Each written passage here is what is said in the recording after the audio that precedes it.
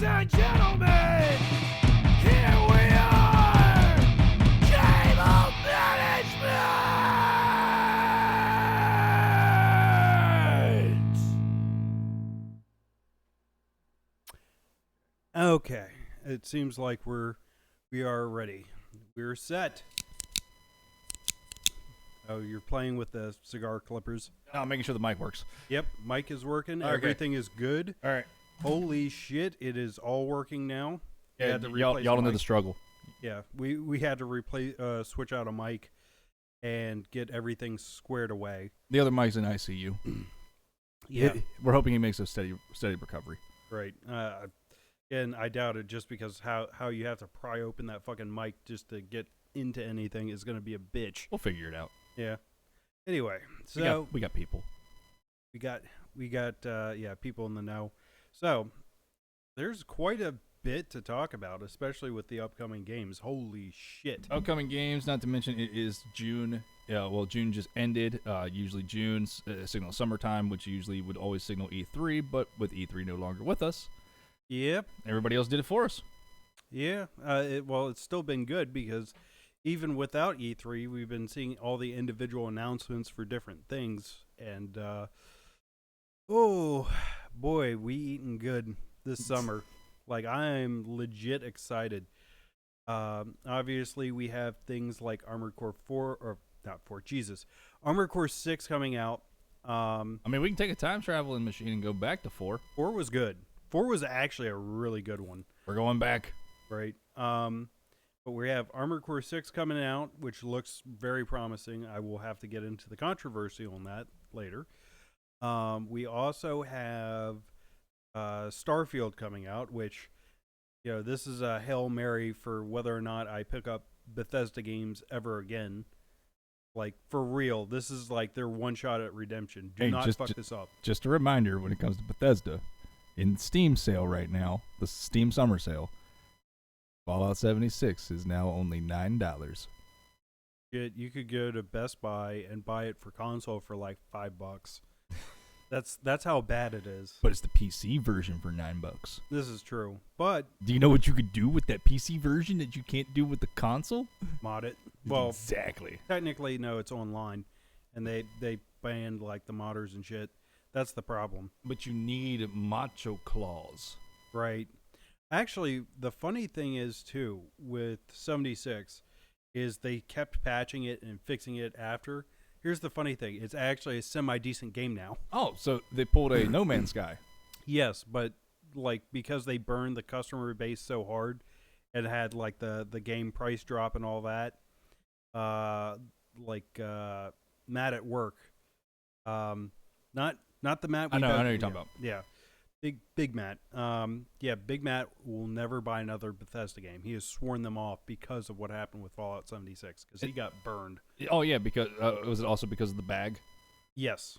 He had the bag. Yeah, that was, God, that hurts. I think the only game I might be willing to pre-order, like the exclusive edition of, is Armored Core 6, just because they have that nice little mecha. Yeah. I was like, it's about a foot tall, or like maybe 12 inches or something like that. So it's a 112 scale. Yeah, or a well, not 112 because the mechas are huge, but it's Would it be a 124? I don't know what they size the mechas as in that game, because like the scale is based on like how big would the actual thing be versus the model, but it's about 12 to 14 inches tall. So I'm like, that's a decent sized model. I want it. Well, I've thought about that. I've got the Rick Dom, the Rick Dom 1/100 scale of a Zaku. So nice. it's a 1/100 scale. So if I took 100 of these bastards and stacked them up, that would be the size of it. Basically. And I thought about this, and this is the size of the Rick Dom. Right. So if I could take this Aquafina bottle right now and put 100 of them in a row, that would be the size of the Gundam. Right. I don't know about you, but I'm pretty sure the Gundam's a little bit taller than that. Yeah. We're sort of got 100 Aquafina bottles. This is a good bit. It's about a foot tall. Yeah. 100 foot tall.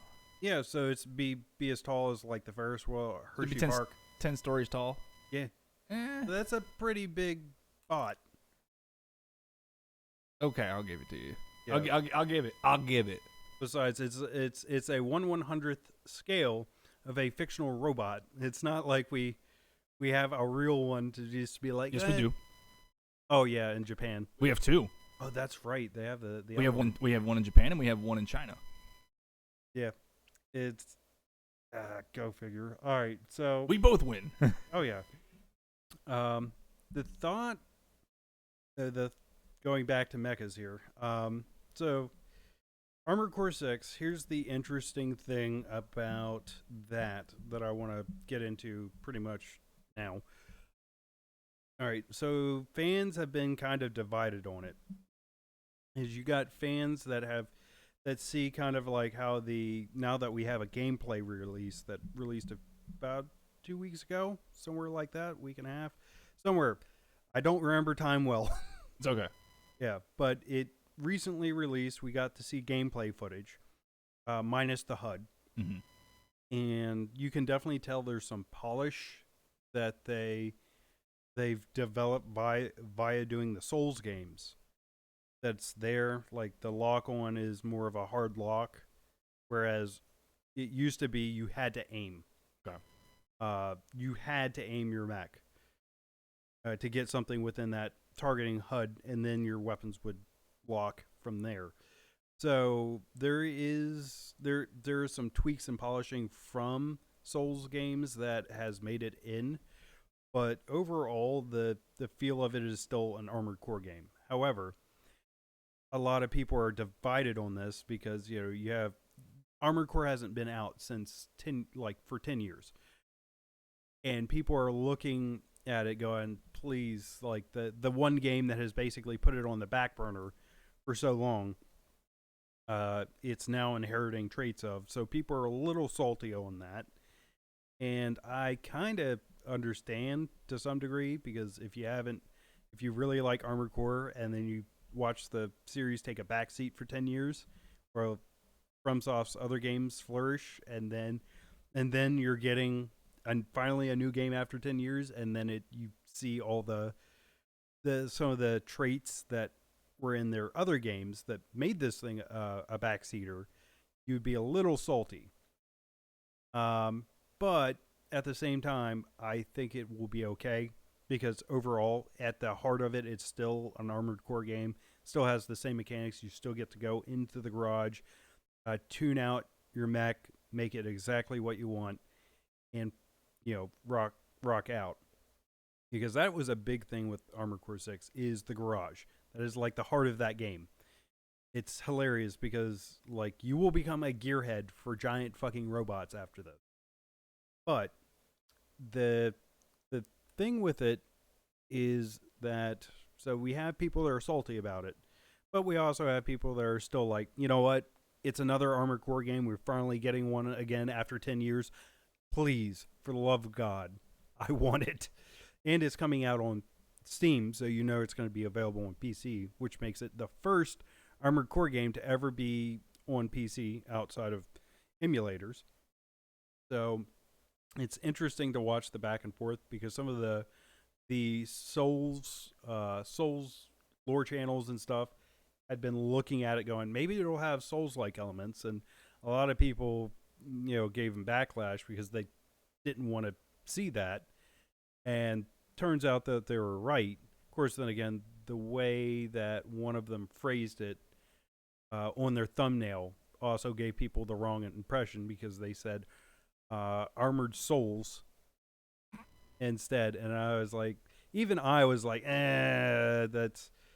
But it is true that it had Souls-like elements. It wasn't a Souls-like, but it had elements, like little polishes.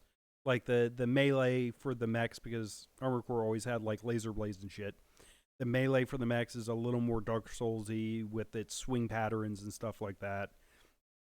And I want to say, like with the hard lock, is another kind of Souls-like feature, though I could argue that Armored Core 4 had a lock on. It just wasn't as Like it wasn't like a hard lock. You still had like if you boosted too fast or didn't get within the turning, you could lose lock. So it wasn't perfect, but it's one of those things I could argue that's more.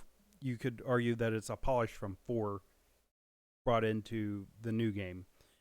And this is how I felt like the Armored Core 6 would be. It is a game that is kind of what they did with all the Souls games and Elden Ring. Elden Ring kind of had like little bits and pieces from the previous Souls games, but they were tweaked, they were polished up for Elden Ring. So in other words, you had it borrow from, again, different parts of Souls games, but it threw all those elements in, polished them up, made them fit real nice together, and that's what you get out of Elden Ring. Plus, they had something like jumping, which wasn't a previous thing. I feel like that's what 6 is. 6 is going to have some bits and pieces of previous games that they looked at and said, hey, this is actually still a good mechanic, let's put it in. But they still polish it up, make it, tweak it to fit well with the rest of it. And then they do this for a couple of different things, and then they maybe add something else. Oh, that was the other thing that's kind of Souls-like, but not super amount, which is they have repair kits now that you get filled in whenever you hit like a repair spot in a mission. So there is a little bit of kind of like, you call them Estus flasks, but they're not, because Estus flasks, you have to drink an Estus flask in Souls, and you can get punished real hard for that. Mm-hmm. You can't just stand in front of someone and just chug a fruit punch or a blood vial. Yep. Whereas in this, apparently, it's pretty like instant for your Armored Core to get repaired. So it's like, okay, it has maybe a little of an element, but they're trying to make sure that it fits with an Armored Core instead of the other way around. They're not trying to force things that are recognizable from Souls into Armored Core. They might borrow a little bit, but they adapt it to the game itself. That being said, the gameplay that I watched is fucking glorious. And with the way the targeting system now works is you have a hard and a soft lock, and you can turn off the hard lock, or it starts on soft lock where it kind of bounces to the nearest enemy, and you can turn it onto a hard lock and just focus fire if you want. And I like what I've been seeing so far. From everything that I've heard, I look, Mech Boys have been needing this for a while, and boy, when it comes out, we gonna be eating good. So that's for me on like Armored Core 6. I don't know what you got as far as games that you're looking at or looking forward to. I imagine Final Fantasy. Well, first off, you said glorious. So yes. Hang on. It's glorious, right? Yeah. I don't need Spotify to play that. Uh-oh. What the fuck is this? You were being cock-blocked by your own phone. This is some bullshit. How does that make you feel? Why are my audio files trying to play through fucking... I don't know, man. Hang on. Let me... Why is this? Not so glorious now, is it? Hang on. All right. I'm waiting.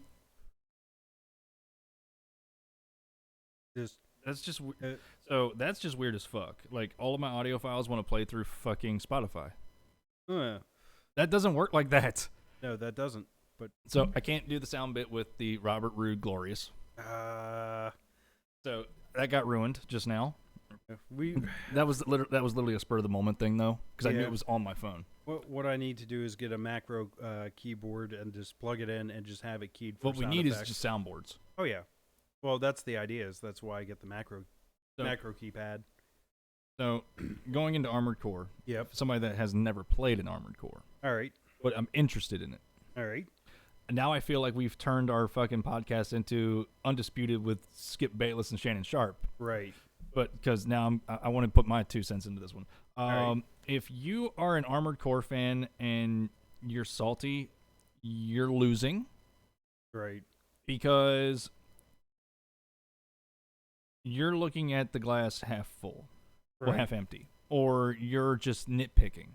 Yeah. Because the one thing that you're not actually putting into consideration is the evolution of the actual game developers either. This is true. I think that's the thing that most people don't seem to get is like, hey, look. No, I want product. I want product this. I want this product this way. I will Right. consume this product only. I don't Right. want this product. I want Coca-Cola. I don't want Diet Coke. What's this Mountain Dew Zero Sugar? Right. It's. I want to say I get some of the reasons they're salty, but they have to understand. Like, FromSoft has been doing the Souls games for 10 years now. They polished up their mechanics via Souls, so you're going to see little hints of that evolution in Armored Core. Well, I wouldn't So you say have to accept it. I wouldn't say just that either. It's just the evolution of gaming in general also. Okay. The way that a lot of games play, yeah, you can still play them in probably the original ways is 4, 3, and 2, and maybe even 5. For some reason, nobody ever mentions 5. Right. But like you said, 4. So Yep. I think everybody wants that. I can't speak for I can't speak for everybody because I'm not an Armored Core fan. I'm not in that fan base, and I definitely haven't done research on it. But if that's the case, you're gonna be disappointed in the fact that you don't want the game your way instead of actually trying the game out with these new added mechanics that have also not only we talked about this last time we were together on the Final Fantasy scheme. Oh yeah. Where The it's evolution changed of up. the game. Yeah, it's true. The game has evolved, but I have to admit, like some of the mechanics are definitely a little bit more of a hard turn for old school fans. Mm-hmm.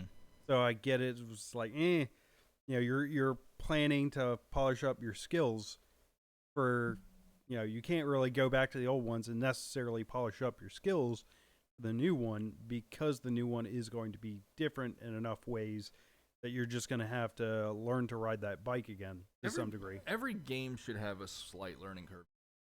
Except unless you're playing a hack and slash game Right. or a turn-based game. Speaking hack and slash, you ever going to play Elderborn? Working on it. Yeah. I still haven't worked. I still have yet to look at screen grabs and figure out what I want to do as far as an overlay for it. Okay. Because I really want to get into that mindset of actually making every game unique on stream and actually having overlays for them. Oh, I can build you an overlay for that one. That one, I think you'll enjoy. Yeah, that's what I worked on when I was in New York. I was working on pieces for Siphon Filter and then Vampire the Masquerade, Swan Song. Okay. And I didn't get to it, but I do want to go back and get back into Dying Light 2. Dying Light 2, Stay Human. Yeah. I do have a capture card coming in for the nice. PS5. So All right. I will be able to play my console games with OBS here soon. Oh, nice. No more streaming directly to console. I'm no longer a console streamer. Yep. Kind of. I Okay. can still do it, but I just don't have to. I'm not hindered by no overlays anymore. Fair. So that's gonna be a fun tweak once that comes in. Yeah. It is actually the newest Elgato. It's the HD60X. All right. So thinking about that, like as far as streaming, I know I'm thinking ahead a few months, but while we're on the subject, I started working on one promo for our Neo race. all right. By the way, I didn't figure this out, but I thought the way that I set it up, it's actually like I'm not that far behind you. Oh, nice. I'm really not that far behind you. I kind of not because I've been doing all the side missions, so I've been gathering stuff. I went by main missions. Yeah, I'm not far behind you. Yeah, well, that's the thing. That's why I keep doing side missions because I can afford to do side missions because I'm ahead. Once you actually start catching up, like you start doing main missions and you're just like, I'm going to straight shot. I have to start questioning when I can do a side mission and when I can't, because that's the trick with Neo is, with the race here is like, hey, is this side mission worth the gear to make my life easier ahead of time, or am I going to lose my lead? And that's what I'm what I'm focused on. I'm like, hey, as long as I'm ahead, I'm going to start doing side missions. The moment you catch up, I'm going to just turbo mode. I'm going to go complete turbo. Man. Yeah. Well, then again, as you notice, like I run almost exclusively the it's the comma, how you pronounce it? You're running the same thing I am. Yeah, the weight Kurosagaru. Yeah, the weight and sickle. Yeah, And we're running the same weapon. We're running dexterity builds. Yeah, well, that's the thing too. I'm kind of doing a general build, as I am placing some into ninjutsu, and then some into the omio, or whatever, the magic, the spirit magic bird. build. Yeah, The spirit animal. right. Well, I'm running. I'm trying to do the magic a little bit on the side, but I am going heavy ninjutsu, just because ninjutsu gets fun. Ninjutsu is all about, having those bombs and those tools handy, and especially when all those things reset and you get like 3 bombs or 4 bombs, that you can just be like, I get these every time I hit a checkpoint. Well, fuck it. Every time I respawn, that's a lot of bombs, and I abuse the fuck out of them. Call me Bomberman. I found out I'm thinking about the previous runs. Yeah.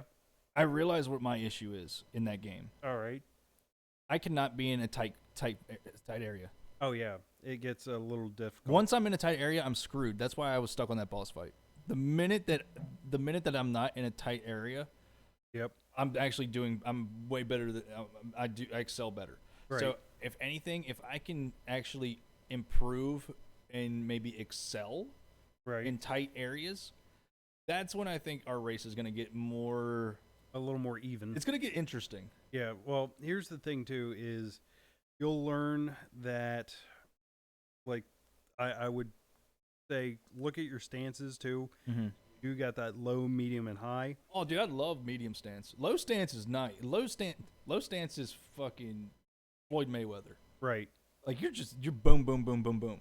Well, that's also why I like the heavy stance so much, is because the heavy works very similar to the light stance with the sickle and weight, because it's just heavier. It hits heavier. And there are certain things like I can throw out the weight and tangle someone, pull them in because I unlock that move. And then you watch them trip over, and then you can just literally beat the shit out of them while they're on the ground trying to get back up. Speaking of which, before we even go back into the race, we've got to actually test stream.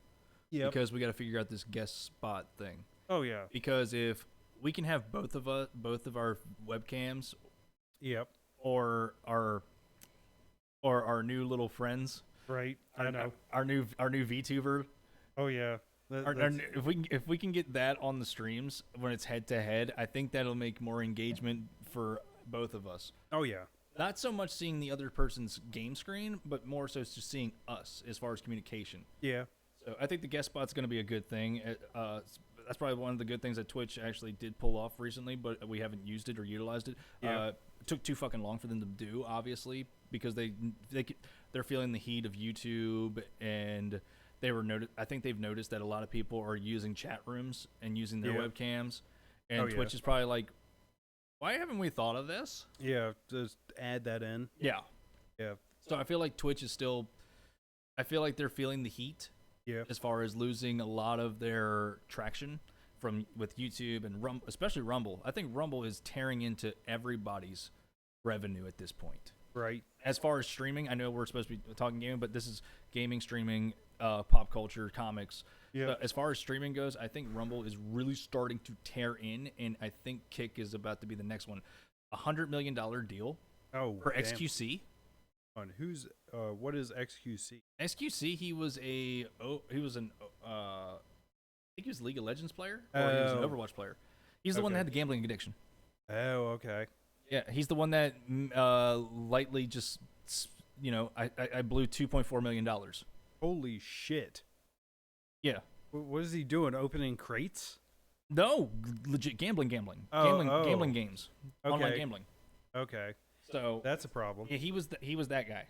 So $100 million. He's signed exclusively to Kick. He's not exclusive to Kick, but he signed a deal with Kick for $100 million, and he can still stream on Twitch. Oh, nice. Yeah. So we're small, so we can say these people, and it's not going to really affect it, gain any traction on YouTube or anything where we put this, whether it be Spotify or whatever, because Right. we're unknown right now. Yeah. The beauty of it, right? Yeah. But that's what all last week was. Actually, before I went to New York, so it was 2 weeks ago. Hassan and Pokimane just like having issues with it, and Pokimane just had a fucking huge, very bad take on it. Kick makes Twitch money. How does Kick make Twitch money? Yeah. Twitch doesn't even make Twitch money. Twitch makes Amazon money. Right. Well, here's the thing. I don't. You know how much I think about Pokimane? Exactly 0, none. Not even a little bit. Like, the only time I know about Pokimane existing is like when you have like it's a Gundam. My boy. Yeah, talking about it. Other than that, I don't care. It's I that's not my field. That's not my lane. I don't give a shit. Can I just also mention that I'm looking outside right now, and it's actually nice to see the actual blue sky, because all last week while I was in New York, I didn't see shit. Right. Because of, thanks Canada. Blame Canada. Yep. Canada being on fire. I'm buying all that land. Oh yeah. I'm buying that land. Like there's no value to that land anymore. All right. Once those fires are done, that land is worthless. Well, stuff will eventually grow back. Yeah, but right off the bat, it's going to be worthless. It's going to start buying property up in Canada. It's going to be interesting to see that happen. Be like, yeah, buy it now before another government comes in and gets it. Right. Honestly, that's the best thing you can honestly do. But going back to Armored Core, also, if I'm an Armored Core fan, and because it's From Software, I'm hoping that the transition back to Armored Core resonates with Soul players. Yeah. Because that means you get a bigger audience, you get a bigger demand for another game later on, which means an even better experience in the long run. And here's the interesting thing too. Armored Core was always a big thing in Japan, but it had a small following in the West. Enough to make games for it over here, or make translations over here. But yeah, like most of Armored Core, like the biggest base for Armored Core fans were in Japan. That being said, those of us who have been in, that live in the West that like Armored Core. And Front Mission. Oh yeah. But like the people that live over here that are fans of Armored Core are glad to see it come back. Because I want to whoop some ass. I want to whoop some mech ass so bad. Because they are going to have PvP, like arena mode PvP. And boy, will there be a ranked? I don't know. But dude, if there's a ranked, I want you in ranked. All right. I want you to rank it up. All right. Bet I'm going to 100% get into that.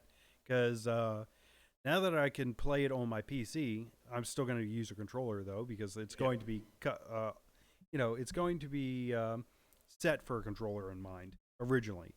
So I am going to grab my controller and I am going to rank the fuck up hard. Exactly, son. Because that's the thing too, is like I have a few ideas for mechs just for memes to start out with, but I am definitely looking forward to seeing how all this goes. So outside of Armored Core, I know that you probably have a few games on your mind that you want to talk about, and we'll talk about Starfield later. We'll save that one for last, because that one's gonna be something to discuss. Well, I really don't have much as far as games, because I haven't really had time to actually look and see what's. I've actually been poking fun about the Steam sales and the PlayStation sales. Yep. Have you gotten anything from the Steam sales? I was looking. I actually have something in my cart. Oh, nice. I actually do have. I did today. I put one thing in my cart. I still haven't looked at everything. I got one for you to throw in your cart for. Since we're doing a race, we need to do a co-op at some point, and yes. I'm still gonna say Satisfactory, just because we've both been in like warehouse, belts and lines. Oh, is that the one we watched the video on? Yeah, the one where you can build belts and just a whole fucking factory. I'm like, yeah, that's how this feels. Final Fantasy 14. Final Fantasy 13. 14. Or 14 Only is $30. Ooh. Are you thinking about getting into I'm thinking about it. Like, I'm still debating. Do it. Fucking do it. No, so as far as the Steam sale goes, one more thing on Armored Core. Yeah. Are you gonna have both block and dodge? It looks like the block function is something based on a part, because people were noticing that on the mech itself. Can one you of the dodge? back. Yeah. Oh yeah. So you can boost. dodge. Yeah. You used to be able to boost anyway with Armored Core. Like the boosting was the dodging kind of. Mhm. Oh, in the older games, you would just press and hold. Otherwise, you'd be walking / running. So you're already ahead of Dark Souls at this point. Yeah. So you're good, everybody. Oh yeah. Like, don't worry. You will be able to dodge shots. That's You don't have to parry. no. Though I'm not gonna lie. Want to start playing Bloodborne again? I really need that PC port of Bloodborne. It might be on the way. It might be, but god damn, I keep does it? seeing more and more articles on it. I think it's slowly on the way. It's too slowly on the way. God damn it. This is like, Well, people still play it though. That's because everybody's also hinting that there might be a Bloodborne. This is true. I've heard that, though. I don't know how true that's going to be, but That's a good question, though. yeah, well, it's With a how Sony. the game ends. Yeah, well, it's a Sony exclusive, so I think that's also one of the reasons shit is taking so goddamn long. And you just now segued me into what I wanted to talk about. Okay. The Sony, Microsoft, Activision court case. It just apparently closed earlier with closing arguments with the FTC. Okay. Don't know anything about the actual verdict on it, but I did read an article when I was in New York waiting on my food. All right. The Del Lago in Waterloo has some really good food at the Social bar and restaurant. All right. Every day I ate the fucking fried shrimp there with the spicy mayo. That the shit was good. That sounds good. It was worth spending $12 a day. Right. All right. So there were some figures. I don't have the full numbers because I didn't record them and I can't find the article again. All right. But as far as this, I will say this. Sony has some small leg, and people are already yelling at the FTC saying that they pretty much didn't defend the consumers at all. They were just trying to defend Sony. But if you, but honestly, what you're missing out is if you're defending Sony, you're defending the Sony consumers. And right. So the main thing about this, I think everybody forgets this. Everybody wants to trash Sony, but at the same time, what this boils down to is stopping monopolizing. Right. Granted, yes, because we already saw Microsoft own Bethesda. They now own Bethesda. Oh yeah. Starfield is exclusive now, right? It's definitely going to be on PC. I think it's going to be on Xbox. If it's on PC, it's still Microsoft. Yeah. So it's still Microsoft exclusive. Well, no, I don't know, like, if it's going to release on Sony or not. So when it's smaller developers, it's not such a big deal. Right. Like, okay, so what's stopping Sony from buying From? How pissed off would the Souls community be if they could not run that shit on their PC or on their fucking Xboxes? That's a good point. Phil Spencer also admitted pretty much in court under oath that Sony has won the console war this generation. Okay. So hats off to Sony for that one, and they're still continuing. It's only been, 3 years in this console war?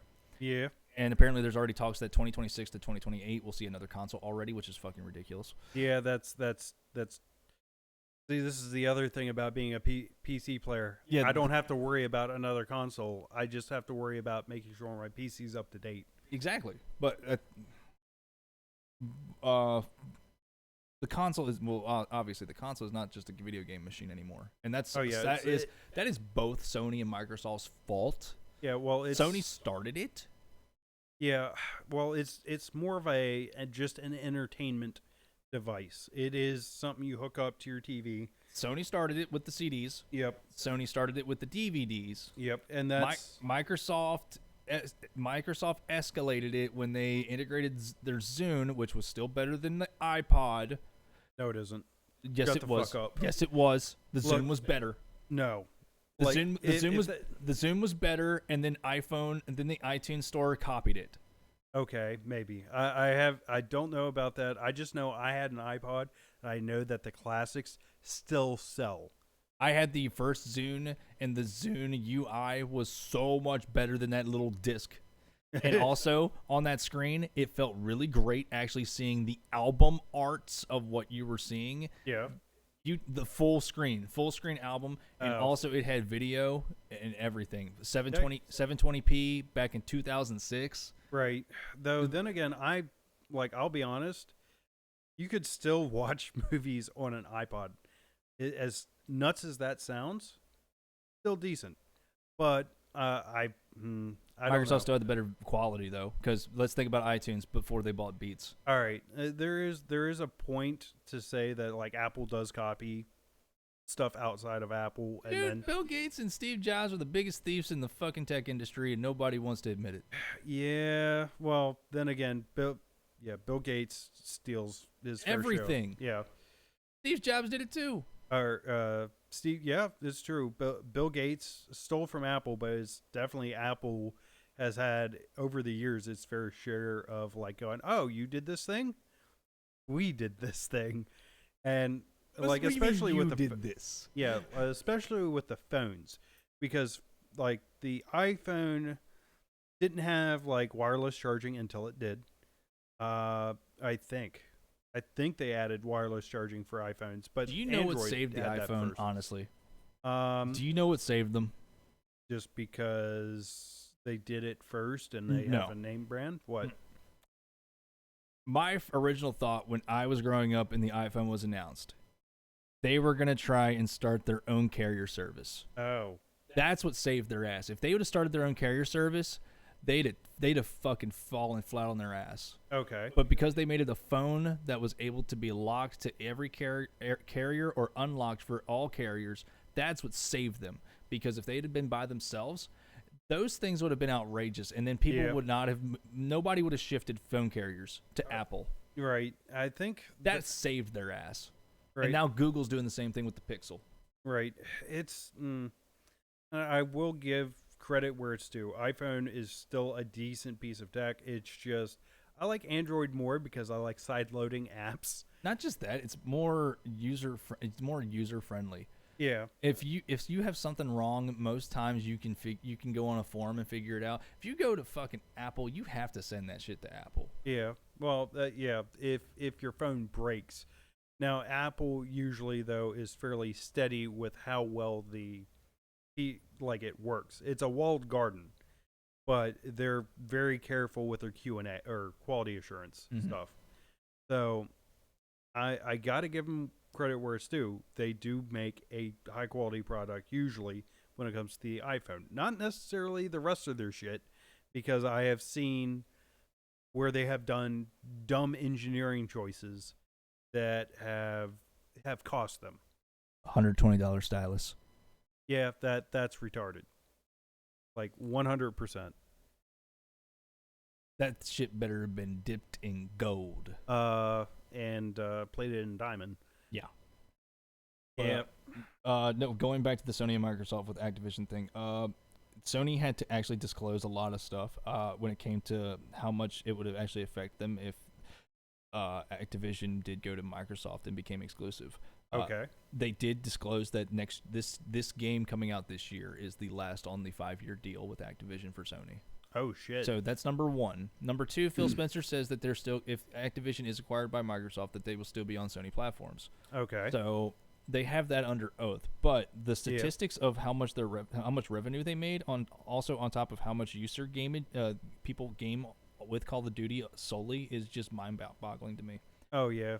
That's some people, their whole idea of like, yeah, I'm a gamer is just simply COD. So that's fine if you're a pro, because that's Right. where you make your money, or if you're a streamer, that's different. Oh yeah. Or if you're competitive, like if you actually play in tournaments and you make money. If you're an amateur or pro competitor, it makes so much more sense. Oh yeah. Just like Smash Brothers, like people still use GameCubes and play Melee. Oh yeah. So there's that. Well, Melee, like Smash Brothers, is just its own beast. Yeah. So 16% of all PlayStation users 100% of their time on the Sony platform was playing Call of Duty. Oh, 16%. wow. 42% had at least 40 to 50 hours.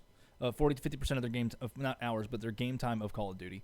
Oh, and wow. then 70 some percent had about 20% of their time playing COD.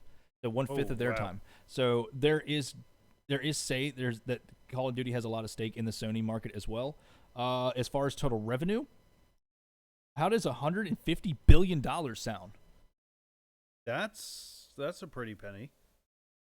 What like in revenue is that just Activision? From Call of Duty for PlayStation. Holy shit. So there's a lot of actual merit to why Sony is fighting this, because Yep. there is general fear that if the contract lapses because of the time of where we're at with this acquisition and with the contract between Activision, there is a good chance. But Phil Spencer says under oath that it's not going to happen. So if it does not happen, they, of course, lawyers and Yep. even with under oath and all that stuff, it can honestly, there can be ways around it. Yeah. Especially now with everything with the FTC and the UK British Parliament talking about how it wouldn't be good for cloud-based gaming. Right. And apparently you need only 8 of the 11 not countries but sections of the consumer-based market that can agree on it to make the transition be approved. Right. There's a lot of merit, though. And for those that are saying that the FTC was just protecting Sony, that's bullshit. Because if that's the case, you're forcing the consumers to go Microsoft at that point. You're forcing them to buy a PC. You're forcing them to make changes that they probably don't want. Yeah. So so it's almost like you're forcing somebody to go from Android to Apple or Apple to Android. Or because you have no more phones in stock, you can't get an iPhone or an Android, which I don't know how that does happen. Now you got to get a Google Pixel. All right. Or you got to go back to a flip phone. By the way, are on the uptake, by the way. Yeah. Flip phones are coming back. I noticed flip phones are coming back. It's because they figured out how to make a flip phone a smartphone. I wonder if the doc has anything to do with this. Him and that flip phone. Right. Well, to be honest, like for real. Like, honestly, I would go back to a flip phone with no internet. Right. Because I would honestly do that. Now that I have a camera and now that I have my PC, like, yeah, it's cool. You don't really. The novelty's gone. Yeah. I mean, for me. Yeah. To be honest, though, like, again, they figured out how to make flip smartphones. So I'm not gonna lie, there is a part of me that wants one of those. The Razr. Yeah, like the Motorola Razr. When it comes to phones, I am a Motorola fan because they have battery life like you wouldn't believe. And they're tanks. Huh? They're tanks. Yeah, and now they're already pretty well built, but then you throw a case on it and a screen protector. They're fucking tanks. They're fine. So yeah, I'll take a fucking Motorola Razr. Hello, Moto.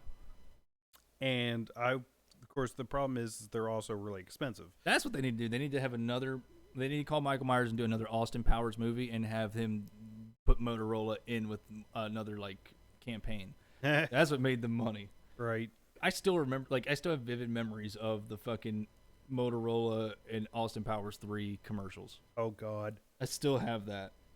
But no, I do believe that the consumers and Sony are one and the same in this issue.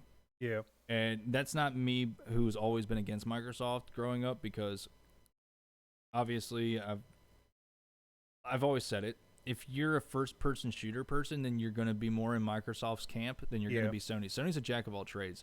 RPG machine, first-person shooter, entertainment value, third-party developers. Now Microsoft's starting to do it. Microsoft even admitted that because they give their games out now on Xbox Game Pass, that they lose out on a lot of money. And also, they even mentioned the exclusives. Jack Ryan, actually. Right. Jack Ryan of Sony actually admitted, he goes, I'm not worried about it being exclusive. He said this under oath. Because we do this to them all the time. We have exclusive games. And we make all that money. $70 a pop. Yep. And even Phil Spencer said, all the Sony exclusives, they've fucking kicked our ass. Right. And in the long run, yeah, if we give out Xbox Game Pass and we get more Game Pass subscriptions, Right. we're gonna, break even or succeed, and that's what we want. Right. But at the same time, Sony is definitely kicking our ass. Right. So it's not about that competition. They've already admitted that they've lost. Right. They've already admitted that they've lost this battle, but it's the fact of they're trying to win the war. yes, and the only way to win the war is obviously it's Corner the major developers. exactly. Yeah, the major studios doing this. That now, means there's only 4. If Activision goes, Yep. there's only 5 or 6 left. Oh yeah, that's true. Major AAA. There's only 5 or 6 left. Well, I think there is definitely more. It's just we don't hear those names or don't attach. Oh, fun fact, Cool. by the way, 50 to 60% of people that own a PS5 also own a Switch. That's a good. Well, a Switch is pretty good Because the Switch actually, Nintendo and the Switch actually got called into question about the market, and literally they like for Sony it's like Yep. yeah, like most of our market, most of our consumers, they also own a Switch. Yep. But it doesn't hurt. Like the Switch is not really. It's not Nintendo's not in the console competition anymore. Right. Well, Nintendo is. Obviously, people buy Switches, and they have no problem with it. Mm-hmm. It's one of those things where Nintendo is there. They might pull up third, but they're always going to be there. Because Nintendo actually puts forth the effort and the money and they put their money where their mouth is when it comes to mobile, like to mobily be able to game with Right. Like, the Switch. But here's the thing most people forget. Yeah, Sony left on that, and Microsoft has never done it. You're right. Well, yeah, that's true. You don't count laptops. Yeah, you're right on that. However, I will say, yeah, Nintendo has kind of cornered the market as far as mobile, but a lot of people forget Switches. Like if you get a regular Switch, not a Lite, a regular, you can hook it up to your TV, hook those controllers together, and guess what? You don't have to worry about anything anymore. I guess we shouldn't say mobile. We should say handheld. Yeah. Because mobile's a whole other field. Yeah, it's your phone games. Yeah. However, but you get the idea. Is like Switch can still play as a regular console. That's what they made their money on. Yeah. That was the big selling point. Yeah, and it's like you can stop. Like if you have to go out, then you can just take it with you, and it's no problem. Whereas when you get home, you can just dock it again and play it right through your It's a TV. It's literally what everybody always wanted 20 years ago. They wanted their console and take it with them. Yep. And Nintendo finally did it. Oh yeah. Well, and then at an affordable price with a nice screen. Yeah, and then the Steam came out with the Steam Deck, which by the way, that's 10% off right now with the Steam summer sale. 10% off. I'm only tempted. 10. Yeah. Hey, look, I'm tempted. Still $360. Yeah, hey, they're nice though. Like for real, you can play most of your computer games on them. So here's the thing too. Thinking about the Steam Deck, I've considered the Steam Deck, but I actually have been looking at the Valve VR Index kit. My thing is this: I saw pictures of the Steam Deck. Yep. Why does it just look like a Switch? Because it makes fucking sense. I mean, PS Vita. Look at like PlayStation Vita or wait a minute. The what if I told you? Uh-oh. What if I told you that no. all of the broken Nintendo Switches were all bought up by Gabe Newell, given a new fresh coat of paint and redesigned with a new UI, and they called it the Steam Deck? That would be hilarious. But no. See, like here's the thing. Looking into the hardware of the Steam Deck, it's definitely got more horsepower than the Switch. Okay. That's the funny part. So they took the guts of the Switch and they just put in better pieces. Right. And then they put a fresh coat of paint on it and said it's a Steam Deck. Yeah. But like legitimately though, like the design makes sense, whether it's a Switch or it's a Steam Deck. Like, let's be honest, because PSP did it.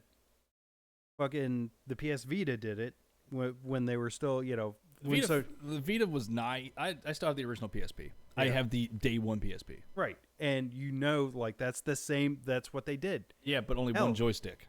Yeah. But and they gave us the second one with the Vita. But hear me out. Even before that, not Sega Genesis, Sega Game Gear. It is the same design, So we can argue that the Steam Deck has ripped off Switch, but I'm going to argue the Switch has ripped off the fucking Game Gear. I'm still gonna say the Vita had a chance Right. because of one thing and one thing only. Yeah. It had a phone. Yep. It had a phone, legitimately like The UI SIM card. system. Yeah. You could have. Yeah, that thing could have been something. Oh, yeah. 100%. And I'm surprised it wasn't. Because legitimately that would have been great. However, I guess for whatever reason, market shifted away from It had gaming, internet. You could watch your movies on it. It could do a phone. This thing could have the Vita probably could have destroyed the iPhone. Yeah, there was definitely an option for it. And like I said, I'm surprised that it never really took off in the market. Because Apple did it. Yeah, Because Apple. right. But in all honesty, I do think, again, Switch. Like I've been considering a Switch. All right, me. Switch or Switch Lite? Switch, not a Switch Lite. I just want to hook it to the fucking TV. Okay. I'm probably not even going to take it out of the goddamn house. I just want it for Animal Crossing. You know, honestly, think about this. The Switch is honestly probably the magnum opus of Nintendo. Yeah. Think about this. It's got the familiar Nintendo fan base. It's got Yep. the Nintendo world. Yep. It's got the cloud gaming of Nintendo, whatever they call their Nintendo Now or whatever. Yeah. Well, then on top of that, when you hook the Joy-Cons together, you can either use them like Wiimotes, or you can hook them together, and they're basically like an uncomfortable GameCube controller to some degree. And on top of that, it's also you take it on the go with you, like a Yep. Game Boy or a DS or a DSi or a 3DS. Yeah, it's This is actually literally good. this is literally the magnum like the Switch. The Switch is the magnum opus of Nintendo. All 40 years of their hard work is right there, Oh yeah. and it's led to this. Oh yeah, and it's a good system. The only thing you're missing at that point is the mat for your Wii Fit. Yeah. Actually, I think you can. Actually, correction. I know it's not the mat for the Wii Fit. However, they do have the ring that you hook the Joy-Cons to, Yep. and you exercise, Yeah. which is amazing. Everything that they have worked towards from day one is literally in the Switch Yep. at a low price at that. Oh yeah, and on top of that, like because of how those controllers are designed and hooked together and all that, you also got to remember that how those controllers are designed, you can run. It could run technically other games that would need a similar controller layout, just like your Sony and Xbox games. So they have the capability to run pretty much anything, and they are set. Like even people keep arguing about like Sony and Xbox or Sony and Microsoft, but like Nintendo's still there, and I promise you, the day is coming because Nintendo has been getting friendlier and friendlier with those smaller developers, and like the visual novels and all that shit. Again, I'm going to bring this up. I know I brought it up in the last couple of podcasts ago, but Nintendo is less censored in their visual fucking novels than Sony. I want you to take a moment and realize family-friendly Nintendo, less censored on visual novels than Sony. I promise you, Nintendo's coming to take the cake of both Microsoft and Sony, and they're still arguing. You're just literally going to see this like a three-way match out of nowhere, like some WWE stuff where you have two people and then someone just comes in and just destroys both of them. You mean Nintendo? Yeah, Nintendo's going to come out of nowhere, RKO both of them, and walk away with the belt. Well, at some point, Microsoft's going to bow out. Oh, yeah. They're going to realize, regardless of console gaming, regardless of entertainment, they're just going to realize at some point everybody's going to transition to PC. Yeah. It's either going to be you're going to buy a Sony console or you're going to switch to a PC. Oh, yeah. Well, That's when they're going to bow. oh, yeah. But what I like is that, all right, I know everybody said it, that, this is going to be the year of the Linux desktop. Not yet, but it's been getting better. Every year, it's incrementally gotten better. And If Sony brought back the Linux compatibility, right, would that fix a lot of things? No. Like I'm gonna put it this way. That Y'all desktop, got screwed over. yeah, you see that desktop right there? Is it Linux? It's running Linux now. Nice. That's because Najee was literally is sick and tired of Windows. He's like, no, really, I want Windows off this fucking computer. So I did him a solid. I installed Linux. It Here's the hilarious part though. We raced out the Linux desktop to look like Windows XP, just for shits and giggles. And you can do that easy. But the only issue we found out is with his current graphics card. It's like one of the only ones from AMD that Linux has trouble with. All the other AMD cards, great. And he's like, that's fine. Once I get a job, I'm just gonna buy a new graphics card. Yeah. Because it probably needed to be updated anyway. So, regardless, when he gets that new graphics card, he's just gonna be rocking Linux. I got bad news for him though. It doesn't look like he can fit a 4090 in there. He might not be able to, but you don't have to go for the biggest card on the block. He could probably get a 3070. Oh yeah, 3070, 3080. He'll be fine. Even a 3060. Oh yeah, I was gonna say that he'll be fine. I have no doubt in my mind that wherever he picks up, it's gonna be great. And So great. and with the whole Linux game compatibility, we're talking about 80 to 90% of the games on PC can still be played on Linux because of Proton. So even though Microsoft is probably going to bow out of consoles, they're going to turn around and be like, yeah, eventually I think Linux is going to take part of Microsoft's cake, and Linux doesn't really have anything to lose because most of the shit is community based. Mm-hmm. So what I'm going to say is Microsoft's going to bow out. They're going to stick to, worrying about people coming over and playing games on PC. I think Linux is going to take a small part of their cake, not a big part, just a small chunk.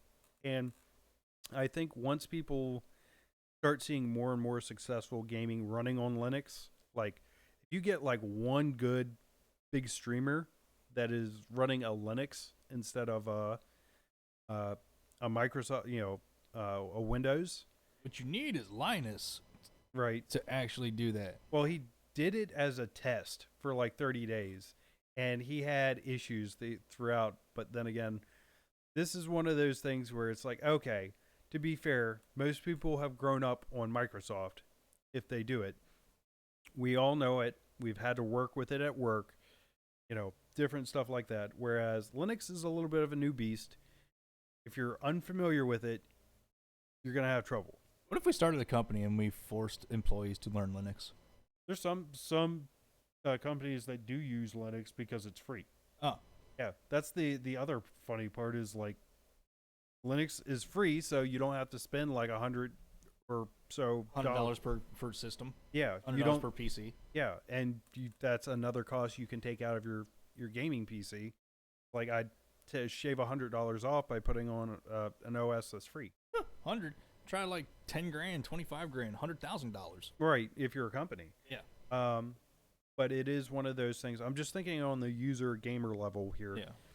Plus, I feel like if people started picking up Linux a little bit more, you would probably, and here's the big thing too, is the absolute choices that you're hit with, like for desktop environment, for how you want your desktop to look. Because let's be real, people like to trick out their rigs with lights and everything. Why not have your desktop look just as pretty as your rig? It's going to come. That's why I think that Linux will eventually take a piece of Microsoft's cake in a real way, not just like people like me that are stubborn and are like, I'm going to fucking learn this just because I can. Well, final thoughts on the Microsoft and Blizzard acquisition and Sony. So my final thoughts. So what came down though? There's no verdict yet. No verdict yet. So my thought on this, in my opinion, if you give in to this one, then when it's the other way around, right, you can't say shit. Because Yep. if Sony buys Square, Yep. Sony buys Sony buys, let's see. If Sony were somehow able to pull off the impossible and get 343 and Bungie at the same time, Right. Okay. because I'm still pissed off that fucking Sony spent $4 billion to buy 2 fucking games. Oh, Destiny 1 and Destiny 2. Yep. Hell, if somehow magically Sony were able to come out of nowhere and buy EA. Right. Imagine if Sony bought EA and just crippled the Microsoft market. That would be hilarious, actually. But no, so there's my take on it. Yeah, you don't want this to actually You happen. don't want this. No. Well, that's Because the moment that something goes wrong with that those two companies, the publisher and the developer and the publisher, the minute that something goes wrong, you know where they're going. Yep. And I will admit, I'm not a fan of exclusives anyway. Like 100%, I would rather have things. I see a good and bad with exclusives. Well, really, the exclusives are there to attract people to your console because they can only play that game on I look at it at a developer standpoint. Okay. Because that way they only got to worry about one architecture of system. True, but I would rather see the developer put a little more effort and get it out on multiple platforms for anybody to play. I wonder if it's actually more cost effective to be exclusive. I don't think it is. I think you get paid buku bucks for being on as an exclusive. Like you're gonna get paid decent. But one more other thing came out. Yeah. I'm sorry I cut you off, but I wanted to get this before I forget it. All right. It cost Sony $200 million to make Horizon Forbidden West. Holy shit. With Guerrilla. Yeah. Oh God. $200 million. That's too much. You know for a fact they did not make their money back. Oh yeah. Well, that's the other thing with exclusives. Like I said, the reason consoles do exclusives is to draw people to that console. Now, they like paying, they'll pay good money to make sure that you're just going to release it on theirs. But that being said, I think it's better for the end consumer to have non-exclusives, right? Because that way you don't have to buy a specific system just to play the game. You can just play it on whatever you feel comfortable, whether that's PC, whether that's Xbox, whether that's PlayStation, or whether that's the Nintendo Switch. You should have those options. I'm sure from the developer standpoint, getting paid a huge chunk of money to release solely on one platform, it's great. I can fully understand wanting to make money that way, but I'm not a developer. I'm an end user. I am the guy that wants this game on whatever system I can take it. So then my question becomes, what if you were able to play Pokemon on Xbox or Sony? I'd do it. Well, actually, to be honest, I just play it on PC then. Well, yeah, but what do you think that would do to Nintendo? Like, if you could get the Mario games, the Zelda games, all that on other platforms. That's another thing, too. Thinking about this, Nintendo Nintendo has some solid exclusives, too. Because they were their own developer first. Oh, yeah. They're a developer first and foremost. They're not a published. Well, they publish too. I don't know. I think then the only thing that would be holding up Nintendo would be the Switch. Exactly. But to be fair, we sit here and actually, no, that's not true because they'd still be making revenue from the games. Yeah. So no, you know what? No, they'd just make more money. They would lose out on maybe purchases of games on the Switch because someone would be like they would lose money in revenue as far as their systems. Yes, but they would probably make it back easily with interest because people would be like, I can play fucking Breath of the Wild on PC. Fuck yeah. I don't have to buy another Switch. I don't have to buy a Switch. I can just play my PS5 and have Breath of the Wild. Okay. Yeah. Or I can have the new Mario. Or there's a new Metroid game coming. Right. Or you open up, fire up your PC and you mod the fuck out of Breath of the Wild so that Link looks like Homer Simpson. Yet, look, people do that for fucking Elden Ring. Yeah. and like all the Souls games. Why the fuck wouldn't they do it for Breath of the Wild? No, that's what I got for that. More as far as another thing, as far as Activision, I know it's July now, but Right. I think it's kind of bullshit what Activision did. Like, I get why they did it, especially now because we're moving into a politically charged ESG economy. Yep. I'm still kind of pissed off. Use public square. I'm still kind of pissed off why they fucked themselves pretty hard with the Nick Merckx and Tim the Tatman situation. Oh yeah. Well, that's the thing. This is my thing. Public square. Go to public square. Don't and find places that aren't ESG shitholes. Yeah, not just that, but as far as like a fan, yep, and a streamer and a content creator who has been mainly Call of Duty until the past like 2 years. Right. Nick didn't deserve that. No. Even though what he kudos for him for standing up to what he said, and kudos to Tim for standing with somebody that he has been friends with for years and has worked and tried to make a living out of content creation. Right. It's like you said, we both went in together. We got our stuff. Him not having his doesn't feel right, and he had his taken out too. Right. And the only good thing that came about that was the people that did purchase it, they got to keep the actual stuff. So now their accounts are you're gonna have to watch out, because those accounts, if anybody ever tries to sell them, good lord. Oh yeah, they'll go for buku. Yeah. So, I mean, good for them as far as standing by their beliefs. Right. I do say shame on Activision though. Right. Because I feel like they took the words out of context. Oh well. Because once you actually read into the situation, it wasn't what Nick said. Right.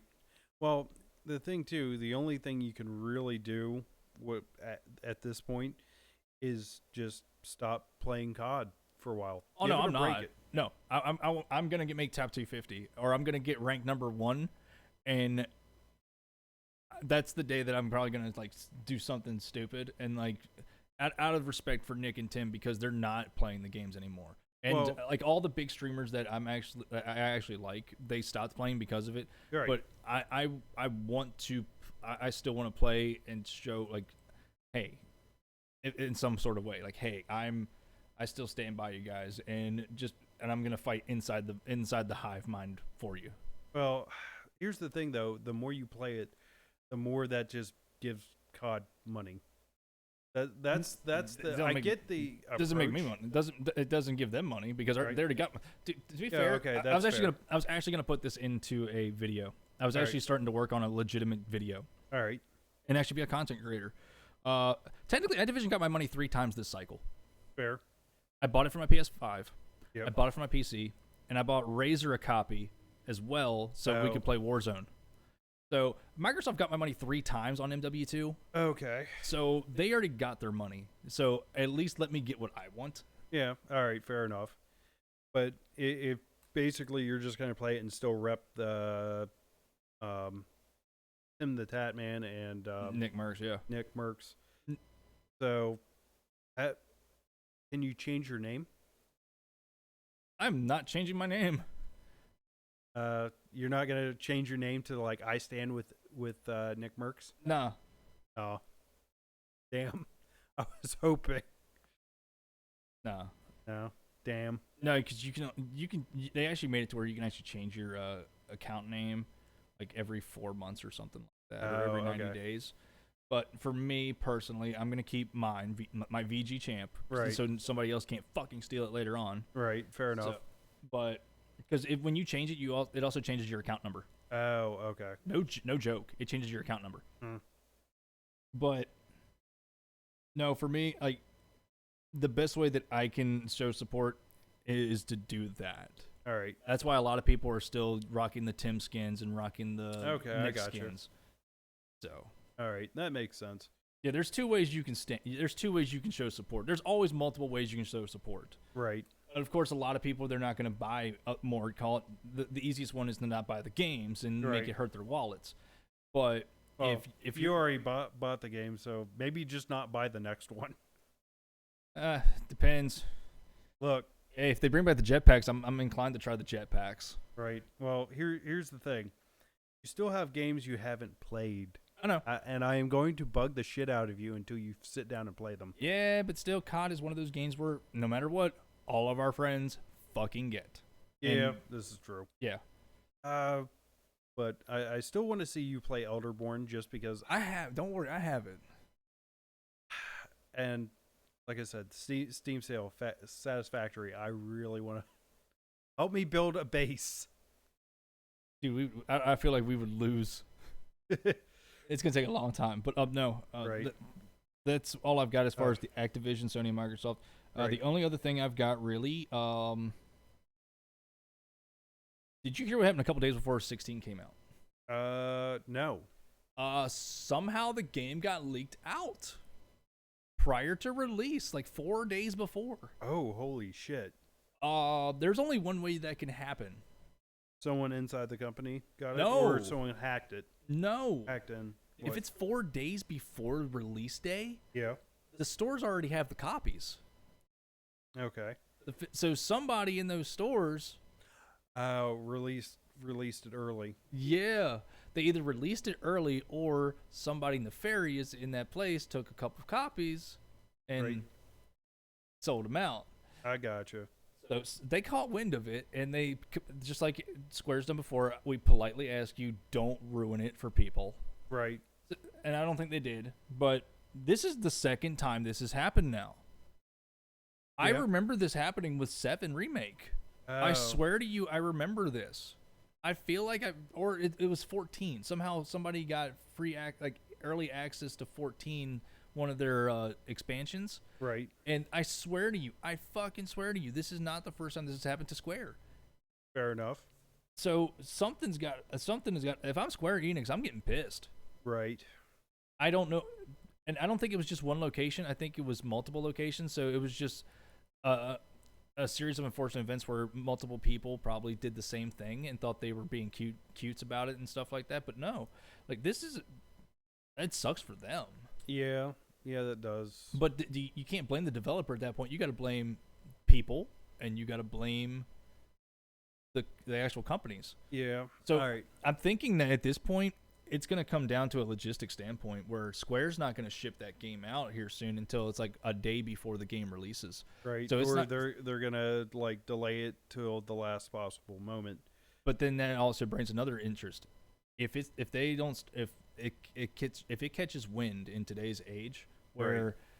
people know that truck is going to have that game on there. Oh yeah. So someone's gonna try and swipe a copy or two off that truck. Yeah. Yeah. So it's getting bad, man. All right. So that probably wraps up that part of it. Mm-hmm. Oh, by the way, since you're a Steam user, have you seen the ads about Steam Court? Taking Steam to court? Yeah. And I was like, really? I mean, I wouldn't even say they're a monopoly because they invented the fucking online digital sale platform. And Microsoft was there first. well, Microsoft was there. There was the Microsoft Store. There was always the Apple Store. Actually, no, because Microsoft Store came way later. No shit. Yeah. Like shit, Steam was way before Microsoft Store. And the thing is, though, we have now the Epic Games Store. Mm-hmm. We have Steam, and then we have the Microsoft Store. So at this point, I would say no, it's not a monopoly. It's less of a monopoly than like 10 years ago. I'm telling you, it's probably just some angry lawyer that's still mad that fucking Half-Life 3 is not a thing. Yeah. But like, damn you, Gabe Newell, I'll take your money away and make you make games again. Right. Here's the thing. Speaking of games, let us land onto this topic. Okay, Starfield. I watched the This is game- all you. Oh my god. This is all you. All right. So, ladies and gentlemen, maybe you have watched the big debut talking about Starfield. And to be honest, it looks kind of good. However, I am still hesitant to ever buy this game until I wait like a month later. I'm going to wait like a month later past the day look at the reviews and see if it's actually worth something.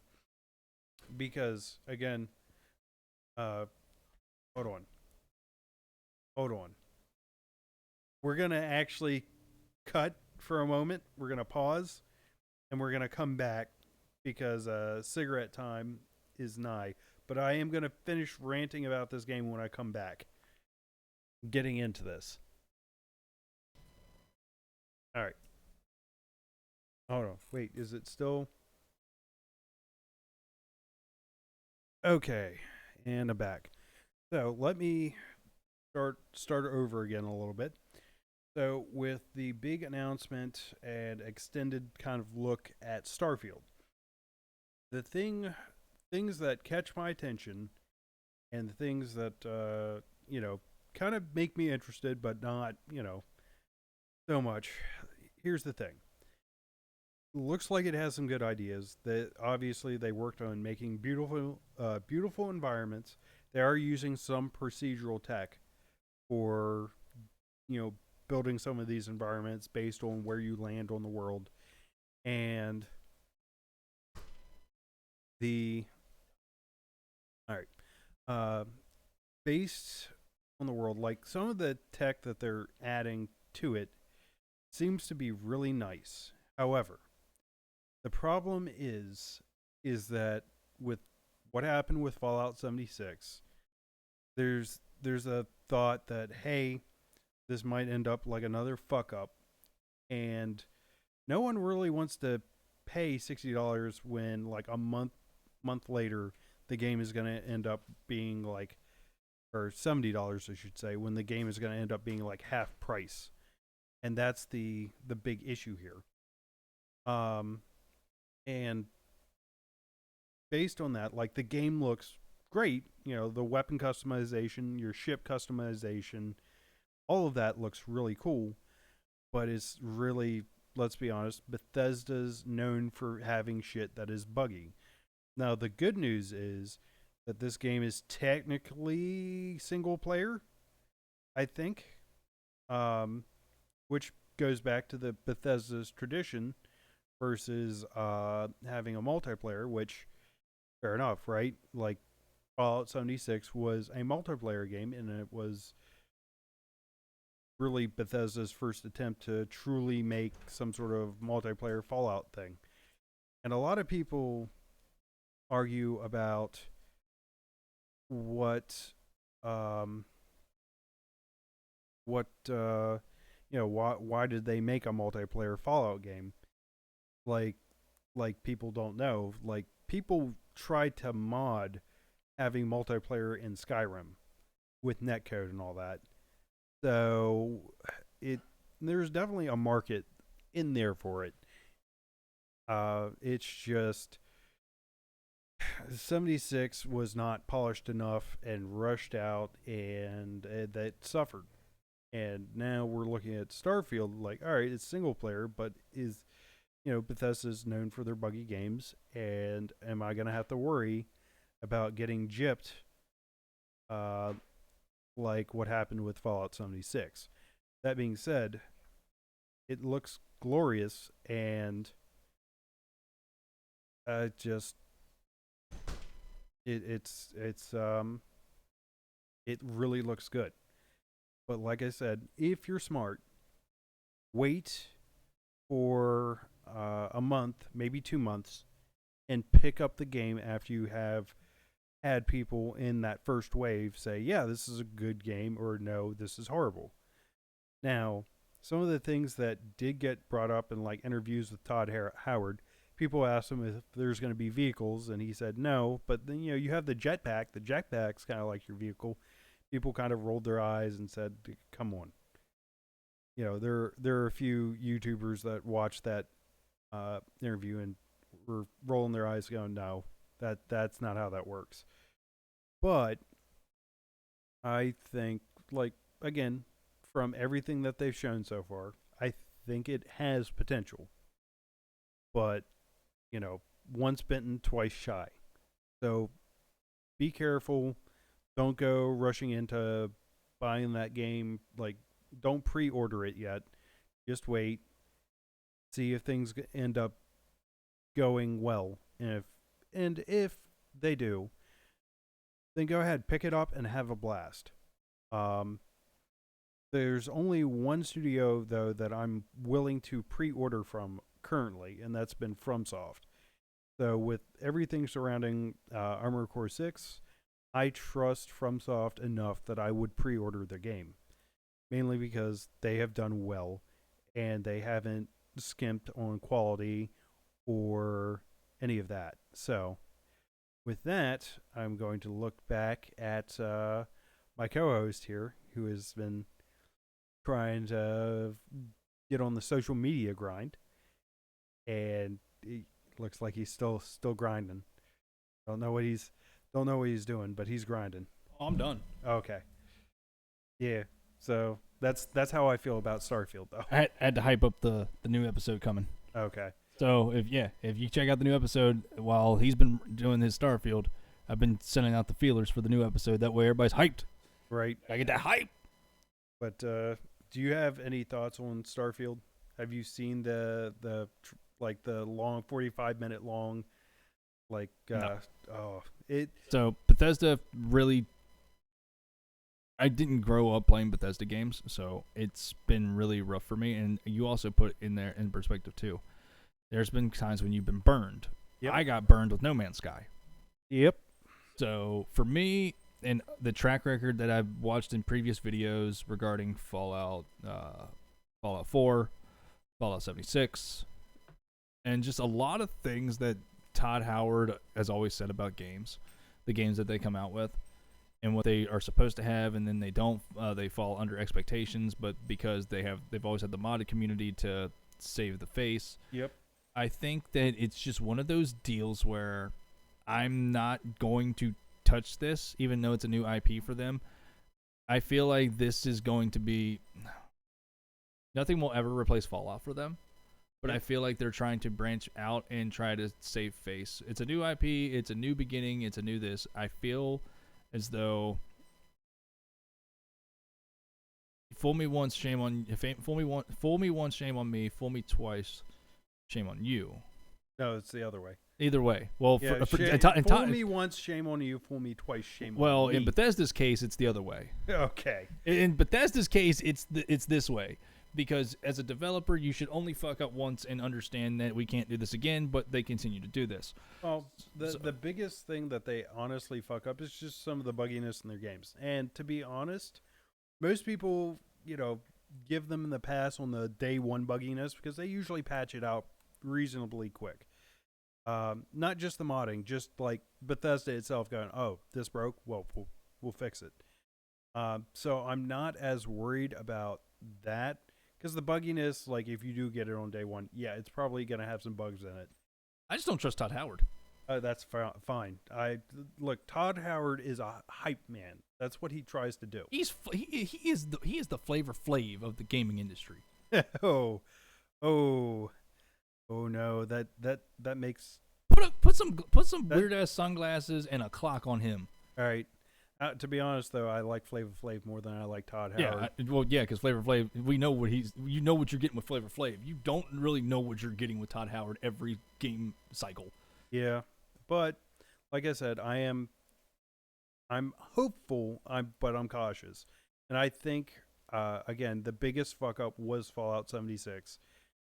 It's gonna. That's why they haven't made a game since. Right. Well, that's the thing. That's why I'm willing to give them, because this was an actual big fuck up for them, not like just hey bugginess in game. Because again, they patch it out reasonably quick. Maybe not the quickest, but they're smart enough to patch it out. This, like Fallout 76, was so bad that it took years for them to get it to a decent state. I don't think they wanted to make that game. I think they were doing it as a way to test waters. For Starfield. Not for Starfield. Maybe they didn't know it was for Starfield, but it was going like. It's not for Starfield because it's all right. Fallout 76 is Fallout multiplayer. Starfield is, I think, still going to be a single player game. If Starfield came out before 76 with all of this and also multiplayer and it failed, what would the expectation be? Yeah, that's a good question. Yeah, but because of the very poor handling they did with making an online version of their already established intellectual property and franchise, Right.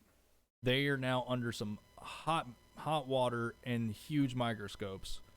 Yeah. And they know that I think they know that they're going to get themselves into trouble, and I think that's why they also let the Microsoft merger happen, Right. because they realized they couldn't do it on their own. So they're actually, I think Microsoft is going to be taking that load off of them as far as servers and whatnot. Yeah. Though I do think, again, Starfield seems to be single player, and I want that because that's what Bethesda is known for. Whether it's Fallout 3, Oblivion, Skyrim, Fallout 4, True. they've always been single player centric, and will allow you to play their game till the cows come home because you have so many side quests and so much other random shit to do. Um, but I think this was their foray into seeing if they could do netcode and whether or not they could really, sell a game with like a co-op experience of some degree. Because if they could get the netcode working, then maybe you could play it, their game single player or invite a friend in. Possible, but I think they tried and they fucked it up so bad that they just had egg on their face. And Or are they going to pull a Steve Jobs and a Bill Gates? Are they going to take what they saw with No Man's Sky and actually reverse everything instead of it being a single player experience? Are they going to flip it and make it their own? Maybe. But from what I understand, Starfield is supposed to be single player. So That's what I'm getting at. yeah. Now if they come out later and say, "Hey, we figured out how to do multiplayer in Starfield, and you can invite a friend in," sure, that would be cool.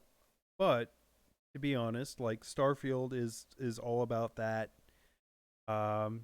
single player, or well, again, Bethesda is all about that single player. They always generally were up until 76. So I'm hoping that what they're going to do is they're going to look at this, return to roots, and go, all right, let's just make a really good single player game that will take people, 100 hours to complete or more, and just do it really good to hopefully wash that bad taste that 76 left everybody on. So that's what I think they're trying to do with this. But whether or not they succeed is a whole nother question. Mm-hmm. But I'm giving them this, like, not buying it straight out, gonna wait for reviews. But if they do well, if the game comes out and it's good and people are happy with it, I'll buy it and I'll say, all right, 76 was a big fuck up. I haven't completely forgotten it, but I'm willing to keep going with you if you continue to make good games. That's it. They do another fuck up like 76 again, I'm not touching them anymore. I don't blame you. Yeah. So that's the plan. That's the battle plan. All right. So I think we covered all our topics. There apparently was a mass shooting in Baltimore. Isn't that like a thing that happens every day in Baltimore? 30 injured and 2 fatalities. Okay, that is a little bit more extreme for Baltimore. Yeah. I was going to say because Baltimore is... I just got hit with that email. Wow. Yeah. I was going to say because Baltimore is like... 2 hours away from us. Yeah. I've heard nicknames of calling Baltimore Bulletmore. Yeah. So it's one of those things where, like, just hearing that there's a shooting going on in Baltimore doesn't surprise me. That is an extreme shooting. Yeah. So that is a little concerning. You feel better now? Yeah, a little bit. I got to at least talk about the games that I really wanted to. Yeah, I'm good. I've got everything. There wasn't a lot that I really wanted to touch on. All right. So you want to take us out? Appreciate it, guys. If you guys are still here listening, make sure you hit the make sure you hit the subscribe button on YouTube. Make sure you hit the follow button on other platforms, depending on where you're listening from. I know this mainly goes to YouTube, but we are planning on with other places like Spotify and whatnot, or Rumble, or anywhere we can actually post the podcast. Make sure you check out our solo channels on Twitch and other streaming platforms such as DLive, Kick, Facebook Gaming, and also our YouTube channels as well. Shout out to my sponsor, Dubby. Appreciate it, guys. I was actually drinking that today. That's what's been keeping me going until I hit the food. I hit the food button. Now I'm slowly getting the itis, even with a coffee. Yeah, make sure you check out the Crosswire. Make sure you check out the rest of the Crosswire channel for the other episodes. Make sure you check out RPG Hazard. It's the pilot episode. Hoping for more here soon. No game again this week, this month, or this session. We will have more in the future. As far as streaming, we do have the Neo race between myself and Shadow Ferret coming back up probably next Sunday. Once we get everything squared away, usually Sundays is going to be our good day for that one. So make sure you hit up our Twitch, VG Champ of West Virginia, and Shadow Ferret, SHAD0W_FERRET for those. Make sure you check out the rest of the Crosswire team, Lightning Kelly and Joker. Full name for him is HerJoker19, all one word. And that's really it. I think that's all the shout-outs. Shout-outs to all of the local talents that we know and support us. And we support them as well, like Dale of Demise. He had a huge show at the Appalachian Rock Festival a couple weeks ago. Oh, hell yeah. Did fucking phenomenal. I saw the pictures. It was a packed house. Good for him. I know he's got another one around the corner. He touched on it as a former guest. So big kudos to him. Monolith, we talked about them. They're going to be playing a show here soon in Winchester again and in October. So if you're local in the area, make sure you check out Monolith. If you like old school thrash metal like a Metallica or something like that, or like a Pantera or something in that regard, heavy in your face, and they're local, check them out. You got anything? No, not really. Huge shout out to Ben. Oh, yes. Well, huge shout out to Ben, the man who helped make our intro for cable management. Make sure you check out Scarecrow's Curse as well. Yep, they have their album out. Give it a listen on like Spotify or the different streaming platforms it's out. I don't know all of them. I just have a physical CD, and that's all I need, really. But, yeah, just be safe and stay hydrated. It is summer. Oh, yeah. All right, guys. Catch you later. Have a great rest of your day. Have a great rest of your week. Be safe. Love you guys, and catch you in the next one. All right. Peace. Peace.